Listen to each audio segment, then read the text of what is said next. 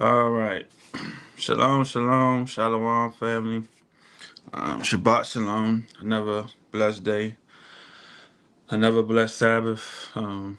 Here to be able to be in the presence of the Most High, to be able to teach. To me, it's a beautiful thing. Um, Everybody who's here, think you should thank God for that. Just being grateful that you were able to wake up. Sometimes at my job, it might be like a patient I'm waiting on, and the system never updates, and this person then passed away or something a couple months ago, right? Just thinking about like how nobody, you know, thought about that or whatever. Just as in the business sense of people making money, but the fact that you're here, the fact that you're able to um, be around to be able to receive the word today, and not even want to just receive the word from me that God has instilled in me. Just being able to wake up, like I tell people all the time, every day you wake up, um, the Most High is not done with you, right? He's still working on you somehow, some way. Just like I was having a discussion before, started church, like, you gotta want to do this though. A lot of people don't want to do certain things.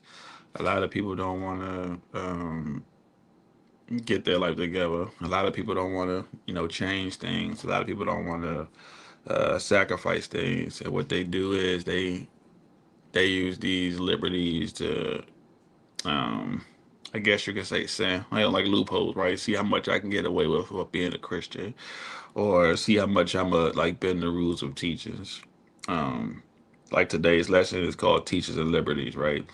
So and every time I teach y'all, I will always teach y'all to the best of my ability. What I believe the Most High wants me to teach you, and by that, it's like a teaching of what's right, right? Now, mind you, let's say you caught me doing something wrong I ain't supposed to do, right?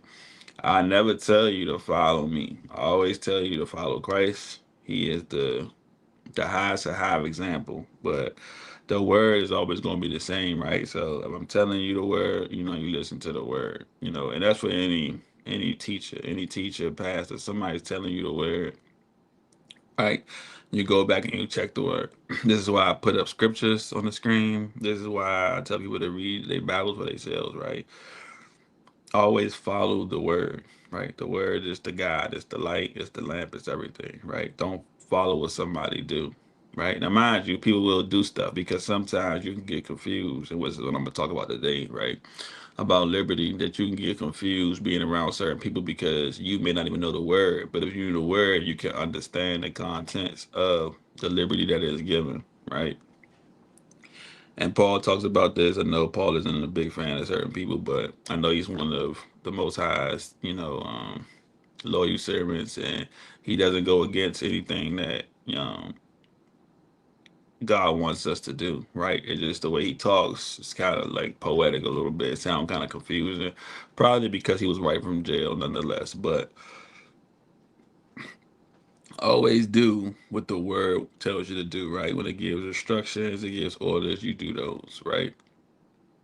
If your teacher, your pastor, your somebody you know's pastor, if they're telling you to do things that's not of the word, then that's totally different, right? Even if they preach liberty or something, because there is a liberty in things, but it's according to the word though. The word got to come first, right? The word comes before everything, no matter what situation it is, whether it's sin, whether it's a festival, whether it's a law of morality, anything civil, all that. The word comes first because there has to be a standard. It's just like when you go to work, you got a job, there's always a standard, right? Now, mind you, that doesn't mean you can't do stuff or whatever. And in some jobs, you will have liberty to do certain things, right? But a lot of the times, it's not within the rules. And what happens is certain people can abuse that liberty or not understand really the liberty, and then they take it beyond, right? And they do something because they see somebody else doing. And I guess I'm using myself as an example for plenty of different topics today because I can see that, yeah, especially because I feel like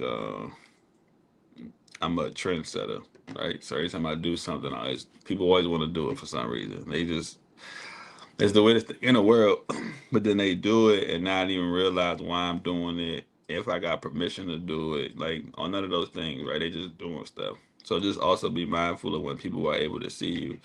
Now, mind you, I don't tell people to sin. I never tell people to sin, right? But I know it's going to happen because of temptations. I know people struggle with things, but when you sin, at least try to sin away, because some people don't really understand what sin is, right? They might see a law, I was eat pork, that's what you do this. Okay, cool. Those are sins. But there's also levels to the sin, right? Because what you may think is a sin might not be, but as me as as a leader or a teacher, you have to be in a position where somebody may see that and stumble. So I got to be mindful of things I do. So when I do things, right, I got to talk to the Most High about it to make sure, because people are, they're looking at you, and I just make different suggestions when I see something going on, something wrong, right? So like I said, today's topic is teachings and liberty. So I'm gonna say the Lord's Prayer, and then I'm gonna start reading the scriptures. Our Father, which art in heaven, hallowed be thy name. Thy kingdom come, thy will be done, in earth as it is in heaven. Give us this day our daily bread, and forgive us our debts as we forgive our debtors, and lead us not into temptation, but deliver us from evil. For thine is the kingdom, and the power, and the glory forever. Amen. All right, so the first scripture sets the tone. It's not that many scriptures today. It's only three different passages. So Matthew chapter 23, verses 1 through 12, right? And this is, like I said, teachings, because even in today's world, I was talking to my brother yesterday on the phone when we was just discussing, things of the world, politics, race, all these things. We was discussing things. And I was telling him, I said, man, so many things that we learn or so many things that we're doing is really based off of what somebody was telling, and it's like, man, passed down, right? You just like, it's like he say, she say.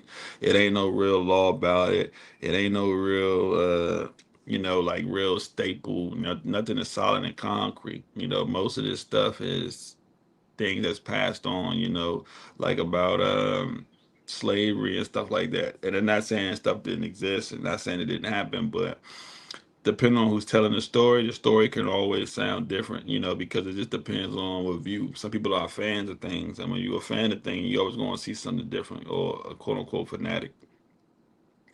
When you bias, right, on certain things, you're going to see things in a different light. So I'll give you an example, right? People, when I first started coming to the world, people per word, they would call me like Pharisees and stuff. Like, you a Pharisee and scribes, because I wanted to follow the law, right? And I'm actually, trying to follow the law.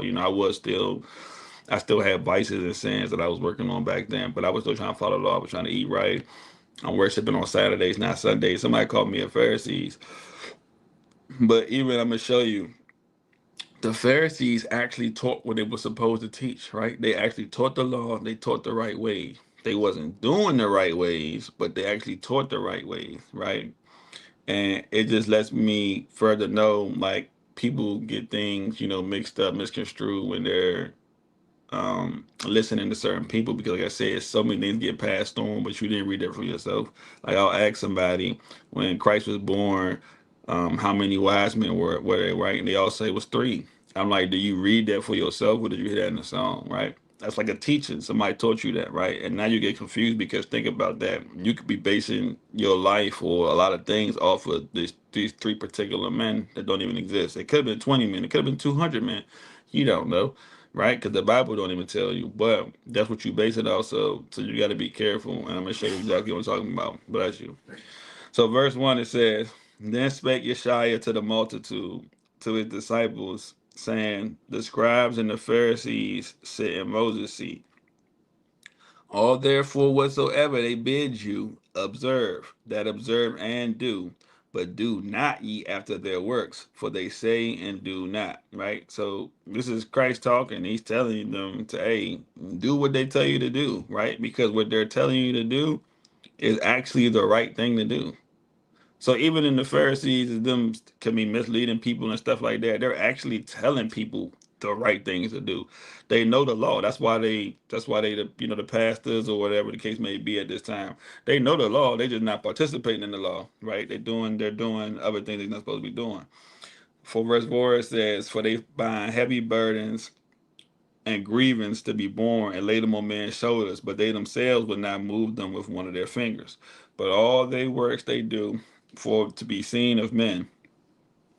They make broad the phylacteries, and enlarge their borders of their garments, and love the uppermost rooms at feasts, and the chief seats in the synagogues, and greetings in the markets, and to be called of men, Rabbi, Rabbi. Right? So now it's telling you what they're doing is when you see them in the highest light, like most people, right?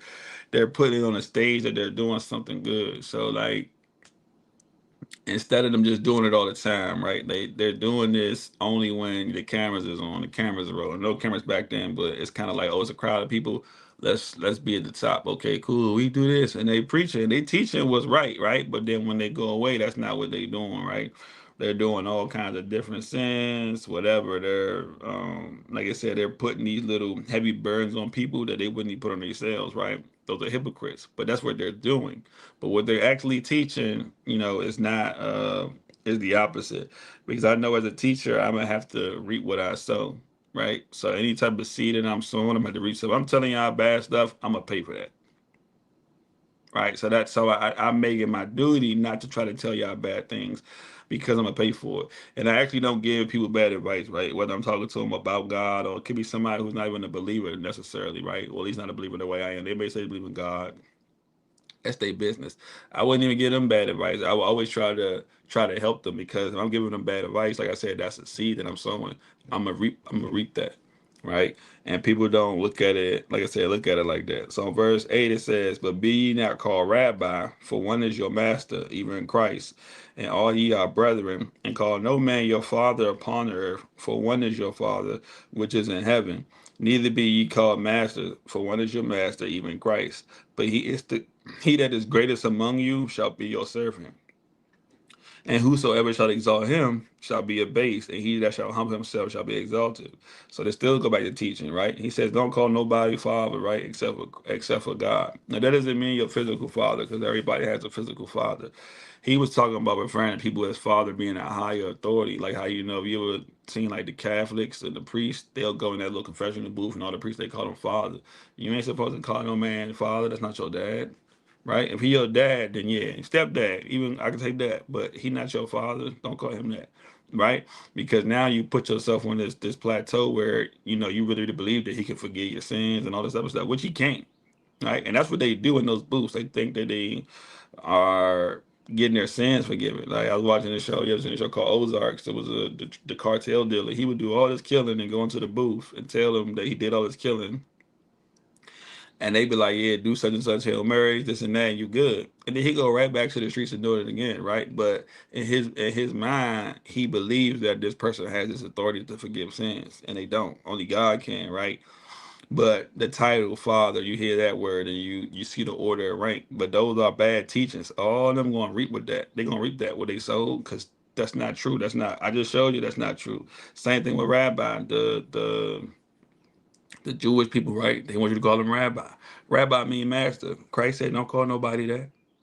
You call me that because I am your master, but you don't call nobody else that, right? But like I said, that puts them in a situation. So now I'm calling this person rabbi. I'm Rabbi Jacob or rabbi. I'm not calling you that. I'm gonna call you by your name. I can call you priest. I can call you pastor. I'm not about to call you rabbi because that means master.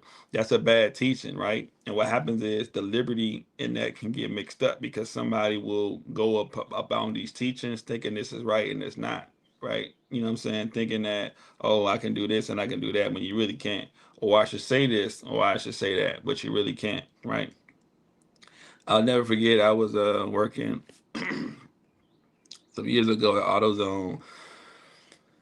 And I clearly wasn't following all the rules, right? So you supposed to have your shirt tucked in. Sometimes I have my shirt tucked in. I was working so hard, the shirt come out. I ain't about to just keep tucking my shirt in because I'm still doing what I'm supposed to do, right? So that's one rule that I'm talking to my boss about or whatever. But you know what happens is when the people come around. So this is the this is the rule we break. Like the Pharisees, when the higher ups come around, I got to put my shirt in, right? So it's like, all right, cool. But when I'm not there, I'm rocking out. Even headphones. I used to wear headphones sometimes. I'm, putting up truck. I'm listening to music. He like, that's cool, but when, people come, you can't do it or whatever. So what happened is people see me doing this, but then other people start putting in headphones. But the difference is they don't work like me, right? They're not efficient. They're not good. They can't even hear. They don't realize I only got one end, so I can't hear. They got both of them in blasting. I don't know what they listening to, blasting the music, but it's a problem. So somebody actually seen me doing something, right? Because like I said before, they really seen me doing something and got away with it. They was like, well, he doing it, I could do it. Never asked nobody or nothing. I actually asked if I could do it, right? But they didn't even take that. They just went ahead and did it. Or like at the thing, I had a couple times my car was hit at the job, so I wound up double parking my car. Nobody is double parking their car here. Nobody but me. I'm the only one that do it, and we own the lot, so ain't nobody gonna tow my car. So I'm double parking. I leave this job. Now all of a sudden, everybody wants to start double parking, messing up, taking up spaces. Not realizing though, I asked to do this too, right?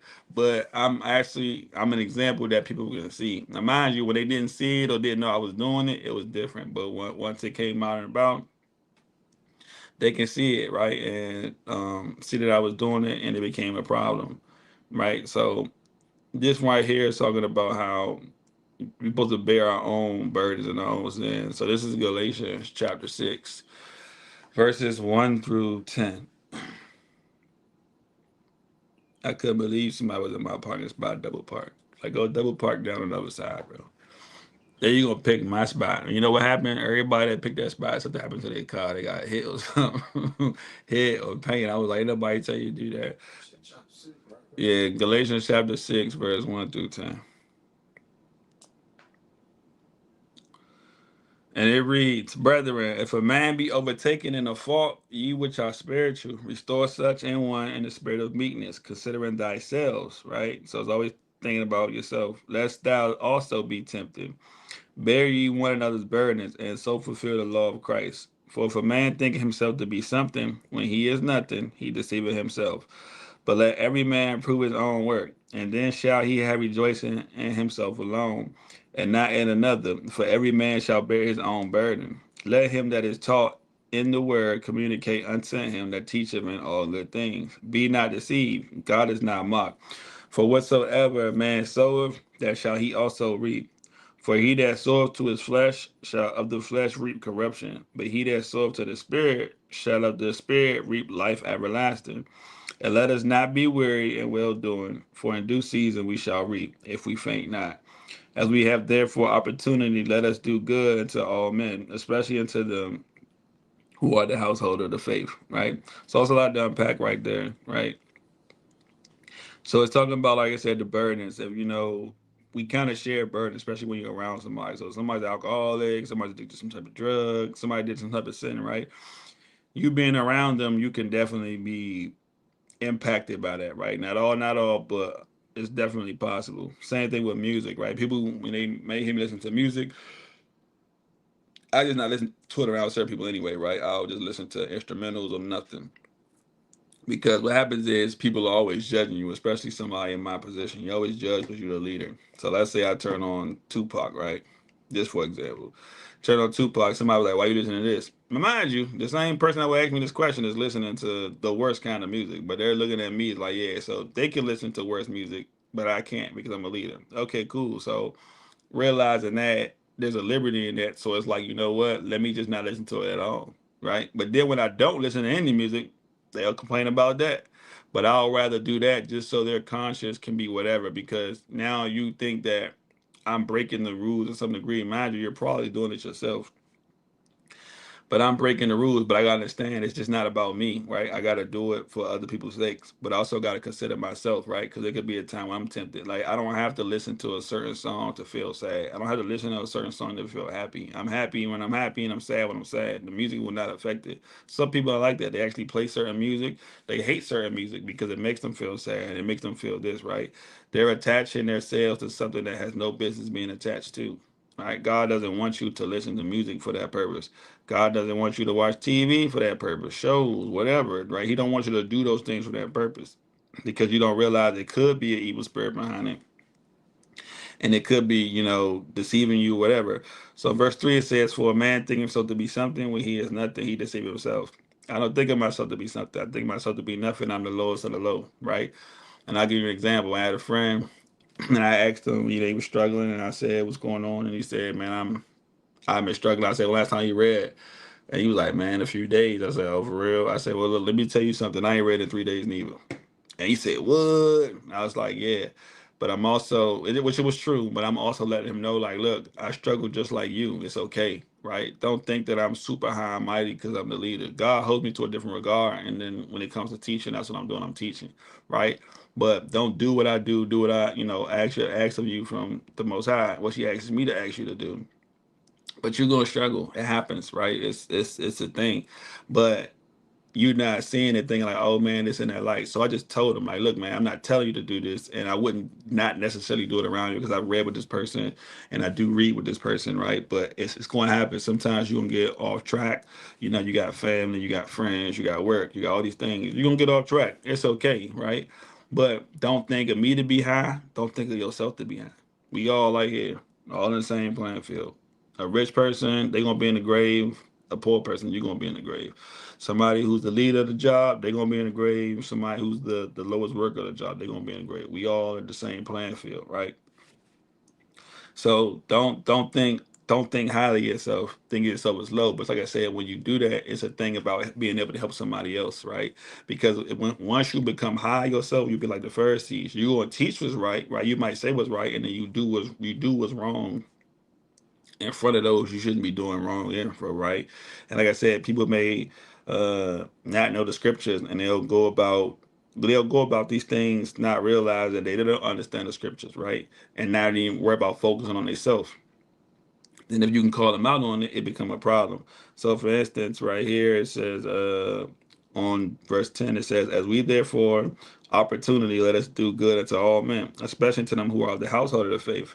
So even people that's not part of the church, right? Let's say you out and about, you do that. I'm at work, I be talking to people, it's this girl at work and she always asks me, what's the daily affirmations? You got any gems today? And if I got something, I'll tell her. You know what I'm saying? And not because, oh, you want to be with this person or you want to be friends. Nah, I just a helpful person, right?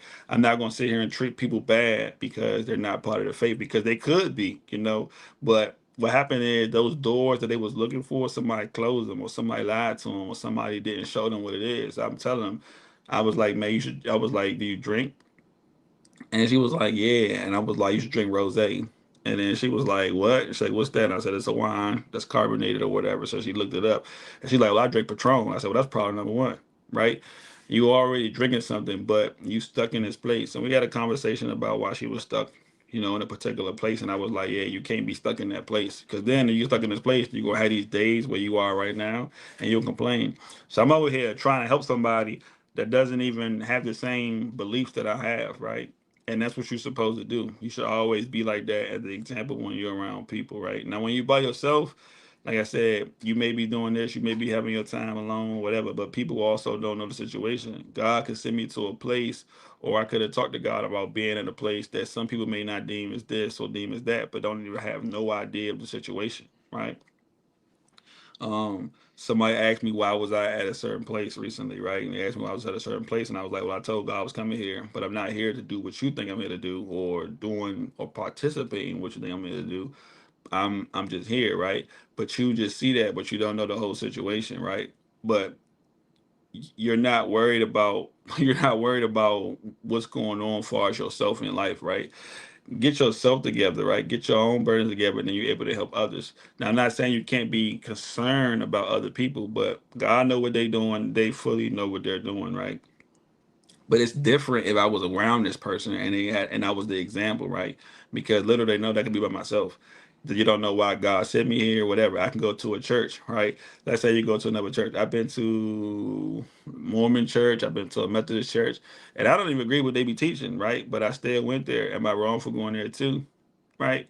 Because you have no idea why I'm at this place, right? I may even go to a satanic temple, right? But you have no idea. God may taking me there to go get somebody, just like Abraham. Abraham was sent to go get Lot, And Sodom and Gomorrah. Sodom and Gomorrah, the worst kind of place, but he was there to go get Lot. That was the whole goal, right? To go get somebody. So you also don't have no idea what somebody's doing. You don't have no idea what God's telling somebody. But like I said, if I get it, if this is really offending somebody, okay, cool. They'll say they offense, and yeah, you may have to, retract and go back because you want to make sure that the persons you're talking to, the people you're trying to save, the people you're trying to help out, I'm not saying necessarily, but bring to Christ to be saved. You want to make sure they don't, get confused. And this one is going to talk about it in Corinthians. So this is First Corinthians chapter 10, verse 23 through 33. Because when you don't know the word and you don't have a certain level of understanding, you can always be confused. So I'll give you an example. People go to like carry out stuff, right? You go to carry outs and people be like, I want to go get Thai food, right? You're doing all these things, right? And this is what he going to talk about just in general about people partaking. Because I'm going to go to a little further up back to show you something about the devils. So in First Corinthians 10:23, right, it reads, all things are lawful for me, but all things are not expedient, which are good, right? All things are lawful for me, but all things edify not. So yeah, you can do a lot of things that's within the law, right? But that don't mean they're good for you. It doesn't mean it's expedient. And this doesn't mean that, oh, God said you can eat whatever you want. Because they'll use that and say that's what Paul was talking about. And no, it's not the case, right? So when he goes on, it says, let no man seek his own, but every man another's wealth, right? So it's not about you. It's about the person next to you, right? It's about the person next to you. I kind of learned this from football a long time ago, and now I realize it came from God. That when I'm on the football field, it's a team, right? That block I missed caused my teammate to get hurt or teammate to get tackled or whatever. That pass you dropped, it made us start over. We all a team. Everybody got to work together. But I care so much about you that I'm willing to put myself on the line for the next person to shine. And we all should be like that because when everybody's like that, it's not a problem. But then when you have these like basketball and stuff like that, you got all these individuals who care about them, care about them, care about them, then there becomes a whole different type of problem. So yeah, you still worry about yourself to get yourself together, but as you're teaching, as you're walking, as you're doing all these things, it should be about the person next to you, right? Because you could be, like I said, you could be in peace. So like I said, I could, let's say I wanted to listen into some rap music, right? I wanted to listen to that. This person may struggle with that, right? Or they may be confused, or you just remember, don't even worry about it. I'll turn it off. I'll just play something else. But not because I can't listen to it and wanted to do it, right? And this is debate whether you should listen to certain things or not. But not that I can't do it. I gotta do it so they don't turn. Because this will clearly affect them. It won't affect me, but it can clearly affect them, right? Like if somebody watches like a violent movie or a horror movie, they pick and choose. You don't watch this movie because you say, "Oh, it got witchcraft in it," but then you watch movies that there's nothing but sin, rape, murder, and all these other things that probably do have a little witchcraft in it. So now you picking and choosing, right? You can't do that. If you're not gonna watch it in front of them, don't watch this because that's confusing them because that's what they're gonna go right back to. Well, you was listening to this and you supposed to be somebody we look up to. Why can't I do it? Oh, you was watching this, so that's something I can't do. So if I'm to even think about doing this, and I'm not gonna do it around nobody. All right, and go in my room. Get drunk in my room. God say you want to get drunk, go just stay home, get drunk, right? Don't go out because you're gonna hurt somebody else and you might see things. Doesn't say you can't drink. It never tells you that you can't drink. It says don't get drunk, right? And there's a reason, there's a reason for it, right? So then when you read verse 25, it says, whatsoever is so in the shambles that eat, asking no questions for conscience sake, right? So this is talking about the idols, right? The idolatry. And I was telling you, when you go into these restaurants and stuff like that, you want to go to a Thai food or whatever. You might got a girlfriend or something and she want to go to these expensive restaurants or whatever. Not realizing they don't believe in God, right?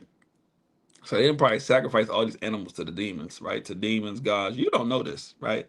But it doesn't mean they don't have food you can't eat. They might got some chicken, some beef, or something like that. So you can still eat those foods. It says, for the earth is the Lord's, and there the fullness thereof. If any of them that believe not bid you to a feast, and you be disposed to go, whatsoever set before you, eat, asking no question, for conscience sakes. But if any man say unto you, this is offered as sacrifice unto idols, eat not for his sake that showed it, and for conscience sake. For the earth is the Lord's and the fullness thereof. Conscience, I say, not thy own, but of the other. For why is my liberty judged of another man's conscience, right? So this is saying, why should I be punished because somebody else thinking about this? So let's say my brother wasn't a believer and he invited me to like a Christmas party, right? I don't do Christmas. But he like, look, man, I know you don't do Christmas, but we just having people over. Want you to come through. You my brother. I ain't seen you in a minute. Come eat food. Cool, no problem, right? So I go, right? Because I got the liberty to go, right? Okay, cool. I ain't supposed to be asking all these questions neither. Because when I start asking questions, that's when it become a problem. So I asked them, like, where you do this, where you get that from, you saw sacrifices. Now I already know what's going on. I still can eat it though because he's gonna talk about it being blessed because it's still God's food. So it doesn't mean you can't eat it because the devils don't overpower what God did, right? It's still blessed. But let's say it's somebody else there that came that's supposed to be a believer, right? Or just want to be a believer, and he see me doing this, he gonna question it, right? So cool. Why he question it? Now he might, blurt out like he said, "Hey, these are sacrifice the devils. Don't do this." Because let's say my brother's worshiping the devil. These are the sacrifice the devils. Don't do this. In that moment right there, I can't do it. Even though it's okay for me to do it, I can't do it, right? But because it's not for me, it's for him. Because he really believes that this ain't gonna be it, and it's cool. And he may not have that understanding that it is okay for him to do that because he probably want to ask questions like, "Yeah, I saw them in the back, doing whatever, cutting their heads off, praying to the God." So he could have saw all this, which is cool. And this is what he feel. I'm supposed to not do this just for him because I got to be the example in front of him. Like, nah, okay, we're not gonna do this. All right, that's cool. Don't worry about it. We just go get some food later when we leave here. But we still gonna party, still gonna mingle X, Y, Z. Or I'm gonna let him dictate that as long as it's in one of the constructs of the law. But see, people would just go out and just do what they want to do, like I said, not realizing this is really a punishment towards both of y'all, right? Because you're making him stumble. What happens is he gonna have a stumbling mind because he like, dang. So now he has this disbelief in you. So with this disbelief, now he gonna start doing this to everything he do. Now, imagine he probably on a good path of just like not doing this, not doing that. But now he gonna start having that lean, that liberty, and then when he has that liberty, because liberty don't mean free, he gonna have that liberty. He gonna start taking that liberty. He gonna start doing other things, right? Realizing like, you know what? Maybe I can do this, or maybe I can do that. And that's what Christians tend to do. They start doing things and see how much they can get away with, right? Like, well, I can do this, I can do this, and God forgive me, or I can do this, I can do that, and God forgive me. But that's not the case. Like I said, you never know who's watching or whatever the case may be. In my case, it wasn't the same. Nobody physically saw me. Somebody just saw where I was or whatever, like as far as like locations on phones and stuff. And, I was prejudged. But it's cool. And I was like, you know what, that is. But you don't know why I'm here, and let me just explain the contents of why I'm here or whatnot. Because that could be a stumbling block to somebody, right? Regardless if I don't believe in it, it could be. So it's like, you know what? I won't be at this place or I won't be here because this seems to be a problem to someone. Now, mind you, the same person, or anybody that does that. So let's say somebody does this to you or say I do it to somebody else. I also got to make sure I'm doing what I'm supposed to do. I can't be a hypocrite like the Pharisees and talk about somebody doing something or you watching this or you watching that and then turn around, I'm doing worse. Right? You can't do that because if that's the point, you want me to be helping you out and saving you or giving you this, whatever the case may be, that's cool, but you got to act accordingly too. You can't do it to me because then when you do it, when you're doing that, it goes back to what we read in Galatians. Now you're thinking that you higher yourself, or you think you higher than me, or you think I'm lower. Because if I call you out on it, this is going to be the discussion. But sometimes don't really on understanding. Just go about it and be like, maybe this person is right, right? Maybe the person is not. So when you read verse 30 to 33, it says, "For if I by grace be a partaker, why am I evil spoken of for that which I give thanks? Whether therefore you eat or drink or whatever you do all to the glory of God. Give none offense, neither to the Jews nor to the Gentiles, nor to the church of God. Excuse me. Even as I please all men in all things, not seeking my own profit, but the profit of many, that they may be saved." Right? So this whole thing is he's trying to save other people. So whatever it takes to save other people, as long as it's in the confines of the law, Paul was going to do it. Right? It doesn't mean he's going to be out here committing sins. Doesn't mean he's just hanging with the sinners and just being with the devils. Because let me go up a little bit and show you what I'm talking about. So when you go up a few verses.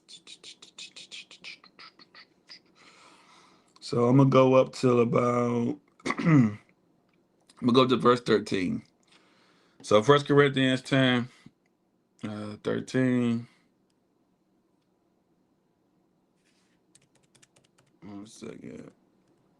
I'm gonna read back down to 22. So 1 Corinthians 13 to 22, it says, "There have no temptation taken you but such as common to man. But God is faithful, who will not suffer you to be tempted above that you are able, but will with the temptation also make a way to escape, that you may able to bear it." So temptation is gonna happen, right? You're gonna be around it. But even with any temptation you go through, I went through it, he went through it, she went through it. You got a temptation to go through, right? There's a way out. If you choose that way, that's on you. But there is a way out. God always make a way out of temptation, right? So you won't, you can't never say that I was tempted to, beyond my measures that I couldn't do nothing but sin. That's not true. There's always a way out. Do you choose it? That's on you. It says, "Wherefore, my dearly beloved, flee from idolatry.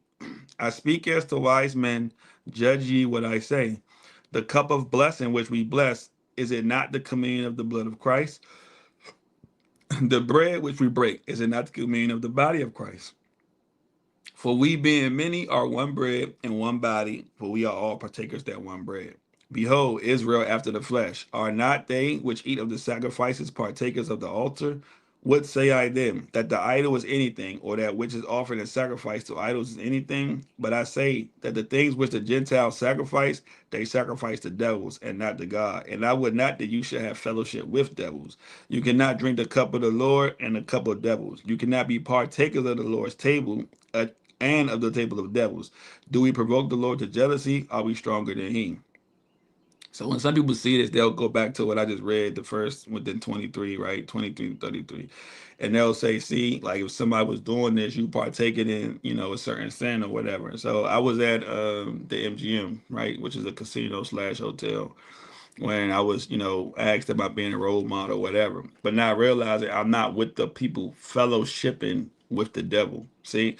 So there's a difference between you sacrificing this and that. Because I'm pretty sure almost everything, unless you're growing your own crops and stuff like that, a lot of the stuff that you eat, all these things that you do have been sacrificed to devils, whether you know it or not. It was a video of this guy, I guess he was Jewish, I'm not so sure, but it was in like a grocery store and he was like praying over the turkeys up above and they were sending the turkeys down. I don't know this man. I don't know what he believe in. He supposed to believe in the Most High, but I don't know this guy, and he blessing turkeys, right? So this is happening all the time. I just rather not ask about it, rather not care. Once I know, it's different. What he was talking about is being partakers in it. So it's like when you go around somebody, so let's say you go around people who smoking or people who just drinking and getting drunk. When you go around them and you start fellowship with them, then you partake in this situation. It's not the same as you being able to drink. Like I drink wine from time to time, right? I'm drinking wine, and like I said, the wine probably could have been sacrificed to a devil, right? It could have been sacrificed to some idol. I don't know what's going on. But there's a difference if I'm amongst my brethren, like we did on Passover, passing out wine, or, for those who didn't drink it, we had like apple cider and stuff like that. It's a difference among brethren compared to when I'm just drinking and I'm among people who are not brethren, right? It's a different type of state, right? Because now I'm at the table of devils. I'm not at the table of God. And that's the difference, right? Can there be a table where we both sitting at? Sure. But once you start showing your side, this is a table I shouldn't be upon, right? I shouldn't be up on this table. And that's the difference. Whatever something sacrifice, something is not. But there's a liberty involved, like I said, where you got to be careful what you're doing and who you're around. If I'm around people and they like, oh, this was this done this, okay, cool, that's what we're gonna do. We're gonna change that because it can affect somebody. But to be deliberately around people, doing these things, participating in these events or whatever the case may be, it's a problem. I also was asked, about a situation because I went to a fight party, which wasn't really a fight party. It was just my friend, my brother, he knew a coworker or whatever, and I guess her son was having, some people come over. It was like five of us there, and it's not a fight party. I've been to fight parties many times, but it was a fight. I wanted to see a fight. I haven't been out. Let me go see a fight. Whatever the case may be. And some people may think, oh, you are in a situation where you're being partaken and you're doing all this stuff. Like, no, that's not the case, right? Because at the same time, I'm not going to exhibit or show anything that I wouldn't do. And then the one who I'm with, they're not going to show and exhibit anything, whatever the case may be, right? But people would think, oh, that's how it is, and like, no, it's not the situation. Because like I said, if you start doing this, I tell people all the time, when you start going down the line, you can't have no picks. So if you judge me, right, and I'm not even smoking, somebody could be smoking around me. Make sure you judge your brother, because your brother smokes. Or make sure you judge your sister because your sister smokes, or your dad, or whoever.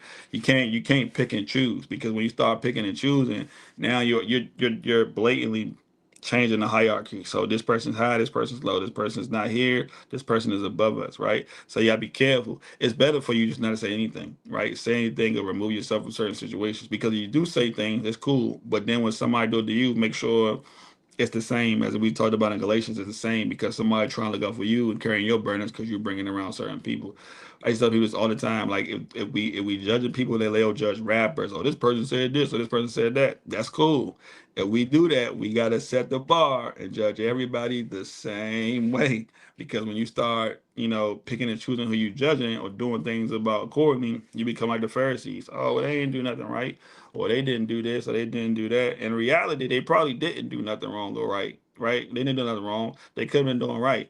But in your eyes, you seen that as an opportunity to take over. So even be mindful, even myself, and I apologize, like, you know what, maybe I shouldn't be in this place, right? Because this seems to be a stumbling block for you. So let me just not go here at all, or be here, even though, God may know I was there, had a purpose to do that. Maybe that's not things. Let me talk to God. Let me make sure this is something I can do, because clearly it can affect somebody else that's around, right? And I'll never tell you to go do these things, which I wasn't doing anything wrong, but I'll never tell you to do these things and then go do them myself. That's a hypocrite. That's what the Pharisee said. So always listen to what somebody's tell you. But if this could be a part where it could stumble, then there's going to be a situation. Same thing with kids, right? I was told not to smoke, but then somebody around me smoking. By default, I may just want to smoke, because you got to give me a valid excuse. Well, you're not grown. I can do what I want. Okay, cool. So when I get grown, I'm gonna do that. And then you'll still bash me for it because you feel like I shouldn't be doing it. But what you doing it for? So, but mind you, the way you judge people, which is okay to judge people, the judgment come back on you too.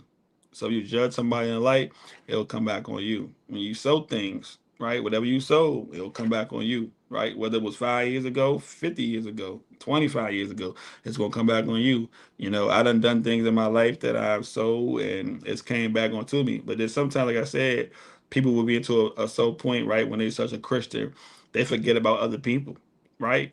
I talk to one of my brothers all the time, and I don't believe he's like a believer like myself, right? But man, our conversations should be so good, and it be so edifying sometimes, right? And we come to the same thing. Now, right, mind you, I get mine from the Most High, from Christ, and I'm pretty sure he do. He just may not see it that way, and he may think he got it from, like, Jeff Bezos or something like that, right? But we come to such an agreement, and we was talking about sacrifices, about what you have to sacrifice and what sacrifice mean.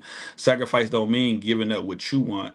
It means giving up what you don't want to give up, right? So the difference.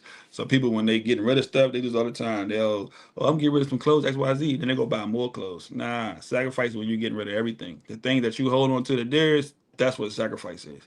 You love that car, you gotta sell it. Oh, I don't know if I sell that car. You're not making no sacrifice. So what you do is, instead of selling a car, which is really the true sacrifice, you'll go around it. You'll sell other things, right? You'll do all these other different things. That's the same thing, like I said, as the teaching of liberty. So you still want to do certain things, so you'll try to go around it to still be able to do this.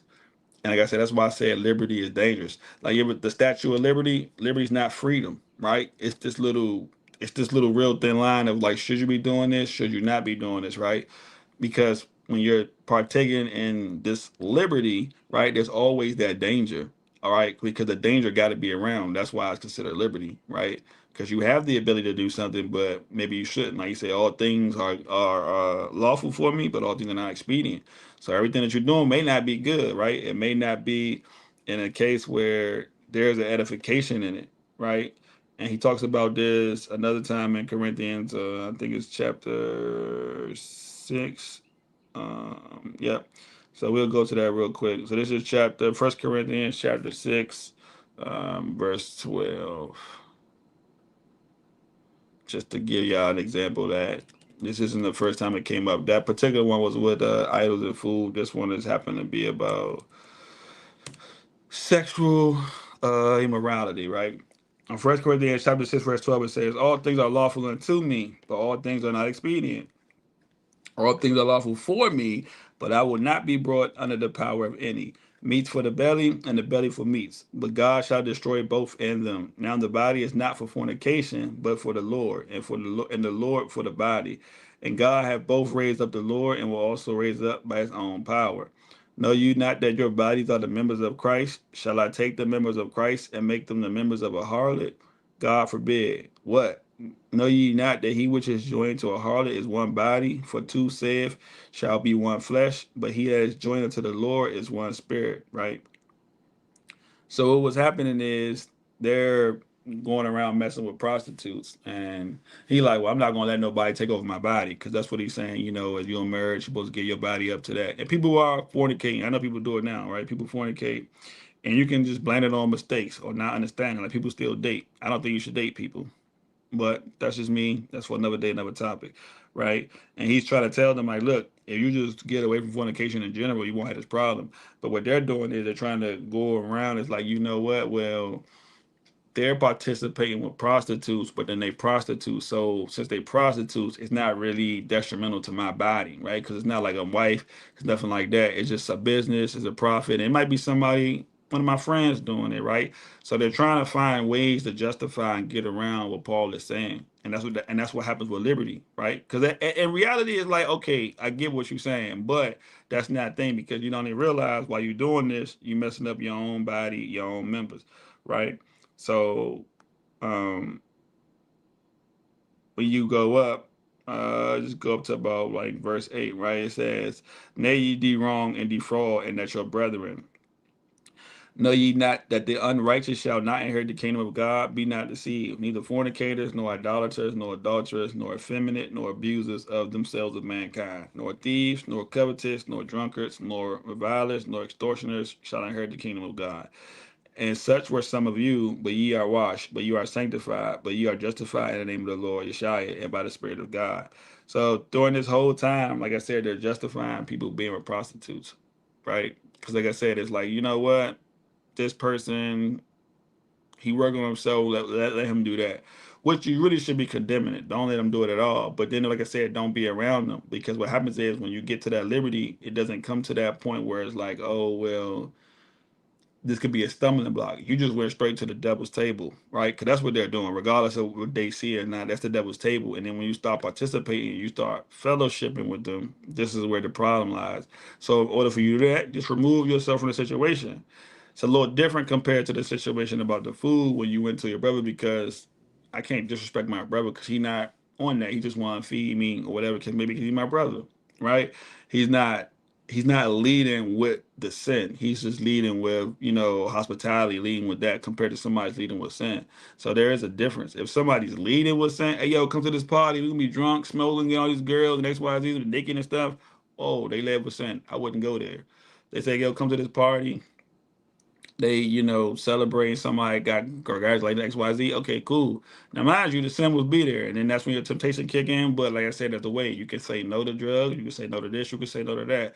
So the liberty line is very thin, right? So if any case, just avoid it, right? For the most part, just avoid it. But it's very thin. But it goes back to your teachings. What are you being taught? Am I teaching the right way? People you listen to on YouTube, TikTok, are they teaching you the right way? Because that liberty line is so thin, just a lie can trip you up. You thinking about, oh, I can do this, or I can do that. I asked my girl too much to talk to her ancestors. And I was like, I wouldn't really talk to them, but that's on you. But somebody she know may talk to the ancestors, as they say, but that's a thin line, right? I wouldn't do that. I wouldn't recommend that. Now, mind you, I would show her the way.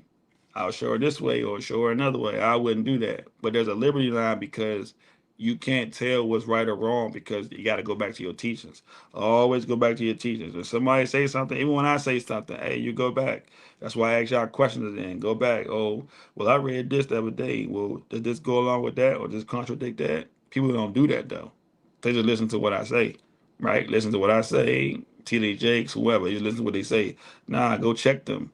because I'm not the one you will be listening to, right? I'm the vessel that's being used. Just look at me as like a speaker, but the word is God. They got nothing to do with me. So if you got a problem with the word, you go to the owner. That's God, right? And if you do got a problem with the word because I'm teaching the word wrong, okay, cool. You come to me. I'm one of the managers of the company, right? Or one of the managers of God's state or company. So I'm one of the managers. Yeah, you can do that. And if you feel like God's telling you I'm telling you wrong, hey, do that. Don't ever pick a person over God. I don't care if it's your mother, your father, whoever. They could have raised you their whole life, fed you everything. You always pick God first, because even without God, they wouldn't be here to do that anyway, right? So always, like I said, remember that. But when it comes to liberty, when it comes to teachers, they go hand in hand. So be careful what's being taught, but be careful also the things you be taught. When you got that liberty, go back to your teachings. Like I said, the Pharisees taught right, they just wasn't doing right. A lot of people was teaching right. People teach right today. I'm not gonna lie. I be hearing some pastors that quote unquote bad. They do be teaching right, but then they'll do totally something totally different. They might do it on stage. They, might be caught out and about. But then you do got some that just outright teaching wrong, and it's a difference, right? But the day it's about teaching right, because people do teach right, but they'll get caught up in the wrongdoings because of this liberty thing. If God don't want you to do it, don't do it.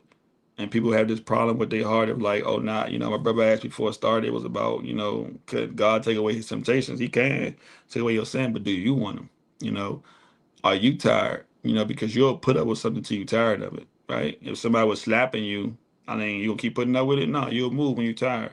Or let's say you went to another job, or because you're tired of the job, you'll leave, right? Same thing with sin. You ain't tired of doing it because you like drinking, you like smoking, you like fornicating. You ain't gonna stop because you really like doing it, and you just want God to remove this from you. But He can do it, but you don't even want to do it yourself. So what's the point, right?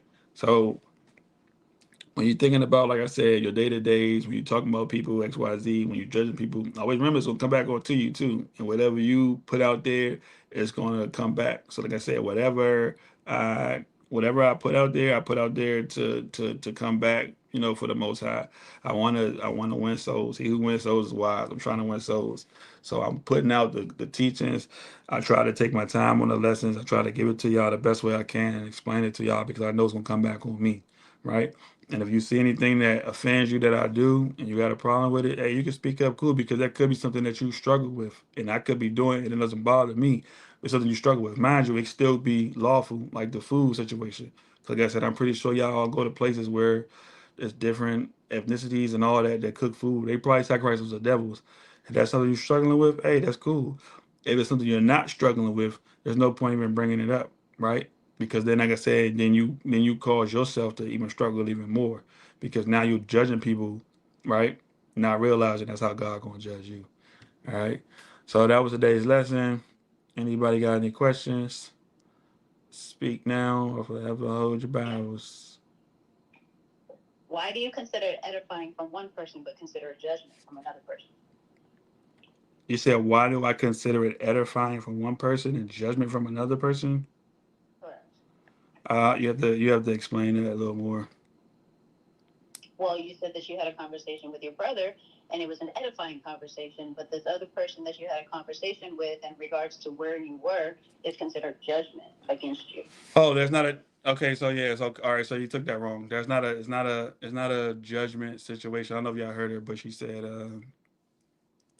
one conversation. It sounded like there's an edification system and there's a judgment. But the conversations are in two different contexts, right? One is just a general conversation of people talking about what's going on. There's edification. The second one is a thing, but I'm saying is not that there's a judgment from this particular person. The context could be judgmental because it's not from a point of edification. Can it be edifying? Sure, because anything can be edifying, right? But that's what I said. This may offend one person, this may not offend the other person. So I said there's judgment involved, but that doesn't mean there's edification because even with judgment, there is edification. So, like I say, you go to court, right? You get, I've been to court with some of my friends. They got judged, but they also got edified. So now my friends don't do this. So even if there is a judgment, there can be edification in it. So it's not that if one is a judgmental thing. Maybe I said that wrong, or maybe you heard it wrong. I'm not so sure, but I'll just clear it up. Just because there was a judgment involved, it doesn't mean there's edification, right? Because the edification is for somebody to also be understanding. Because the conversation I had with this person, there also was. I believe there was edification involved because that's what it was. Now somebody may not understand the edification, right, or being edified, because they're not there to listen to that. So even if I'm teaching somebody, right, I could be teaching people.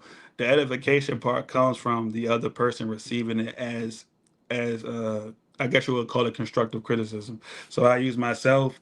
Um, I was making a beat one day, years ago, and somebody told me, he yelled at me, "Hey boy, this snare ain't cracking." And I was like, "Oh," but I could have took that wrong. It was like, you know what? He hates on my music or whatever. But there was a judgment involved. He told me it was trash, and he kind of condemned me for what I had done. But the edification was coming right was because he also wanted me to fix it. So even with there being a judgment, or there could be a judgment, because they didn't say the person was necessarily judging. It's just that that's how it can seem, because you're not coming from a place of you're not coming from the place of edification. You're coming from a place of judgment. Starting from, you came from a place of edification. So it's a difference. Like I said, you could be judged on any level, and there still be edification involved. And you can be edified where there is no judgment, right? You can have edification in both, right? That doesn't mean that somebody judging somebody or whatever the case may be is that, because I can judge people, but there's also edification process. Like, well, this is why we're doing it, or this is why we're doing that. But the judgment comes from who, if the person doesn't want judgment or doesn't seek judgment, it's like, okay, cool, that's a problem in itself. But what happens is people listen to stuff like Tupac Shakur, only God can judge. Like, all right, cool. So while you got that mindset that only God can judge you, you already starting off from a bad place. Not saying that person was saying that, but you already start from a bad place. So you also got to think about any conversation you have, regardless of what it is. What is the root problem? Because in this conversation, this person was also asked, "Well, am I doing something wrong, or is doing this?" And the person really had nothing to say, right? Because, like I said, where is it coming from? Where's the is it really about you learning? Is it really about you wanting to change? Like, all that matters. But some people may not see it that way, because them themselves may struggle with things, right? And they're not truthful and honest about that. So I don't care if somebody judges me. I don't care if somebody wants to edify me. Hey, that's what you're supposed to do. Like I tell my brothers, you see my brothers correct me all the time and check me all the time. There's judgment in it. I get judged all the time, but it's also an edification process. Like I said, if I didn't say that, I apologize. I missed it. But there's also edification process in it, because I will learn from that judgment. God has judged me. I have done sins, and you know what? During those sins, He judged me. I have been edified. Like, okay, you know what? Can't do that. Won't do that, and so forth. So if like I said, I did miss that, I apologize. But yeah, there is edification in judgment, if it's coming through the word for you to have a correction of yourself. But like I say, it doesn't matter if somebody is in a place where the edification doesn't matter, because they still want to do what they want to do, right? Because like I said, if your heart's not ready to give something up, your heart's not ready to change, it doesn't matter what somebody tells you. It's like when, like, you'll hear a story and somebody's telling you the whole story, and you pick out one word and you just focus on that one word, not realizing there was a whole story that explained that word, but that one word triggered you. Just like this one particular incident, this one situation could have triggered that person, and they got lost. So now the edification process isn't clear. It's there, but it may not be clear to them because they just focus on the wrong thing. So I hope I answer that to the best of my ability. Does anybody else have any other questions? All right. So nobody has any questions. That was today's lesson. Thank everybody for coming. I will see y'all. There is no Bible study again Monday, and I will see y'all Saturday for those who are at the feast, and the ones who cannot make it. It will be on YouTube. So I thank everybody for coming. Hope you have a blessed day, and I'm gonna say a prayer and let y'all go about y'all ways. Dear Heavenly Father, all praises be to you with the Yeshaya and Rock. Thank you for another blessed day. Thank you for keeping us safe. Thank you for your love, your mercy, your grace, your knowledge, your wisdom. We thank you for our food and shelter and raiment. We just ask for a continuation to the coming Lord our Savior, Yeshaya. Amen. All right. I will see you guys later. Shalom, family. Dun, dun, dun, dun, dun, dun, dun.